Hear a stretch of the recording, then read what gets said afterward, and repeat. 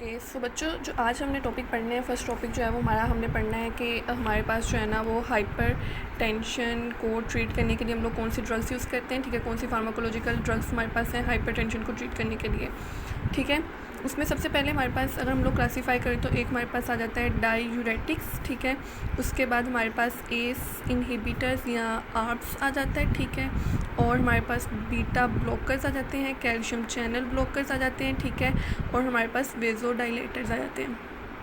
ये हमने सारी क्लासेस पढ़ ली, देख ली कौन कौन सी आती हैं। ठीक है, अब हम एक एक करके पढ़ेंगे कि कैसे कौन सी चीज़ हाइपरटेंशन को कम कर रही है। ठीक है, सबसे पहले अगर हम लोग डायूरेटिक्स की बात करें ना, तो डायूरेटिक्स जो है वो हमें पता है कि हमारे पास यूरिन के वॉल्यूम को इंक्रीज़ करते हैं। ठीक है, यूरिन को वॉल्यूम को इंक्रीज़ करते हैं, हम लोग पढ़ते आ रहे हैं एफएससी से। ठीक है, हमने फर्स्ट और सेकेंड में पढ़ा है, आपको पता है यूरिन को वॉल्यूम को इंक्रीज़ करेंगे तो हमारे पास ब्लड का वॉल्यूम ऑटोमेटिकली कम हो जाएगा। ठीक है, जब ब्लड का वॉल्यूम कम है तो इसका मतलब जो हार्ट की तरफ ब्लड जाएगा वो कम होगा, वीनस रिटर्न कम होगा। वीनस रिटर्न कम है तो जो ब्लड हार्ट की फिलिंग है वो कम होगी, मतलब एंड डायस्टोलिक वॉल्यूम या हमारे पास प्री लोड भी जिसको हम कहते हैं वो कम हो जाएगा। ठीक है, प्री लोड वही लोड होता है जिसके अगेंस्ट हार्ट ने कॉन्ट्रैक्ट करना है। ठीक है, प्री लोड कम तो हमारे पास क्या होगा, ब्लड प्रेशर कम, सिस्टोलिक ब्लड प्रेशर कम। ठीक है, हम लोग जो प्री लोड है उसको हम लोग मेनली रेफ़र करते हैं सिस्टोलिक प्रेशर से, और जो आफ्टर लोड होता है ठीक है उसको हम लोग करते हैं डायस्टोलिक प्रेशर के साथ रेफ़र।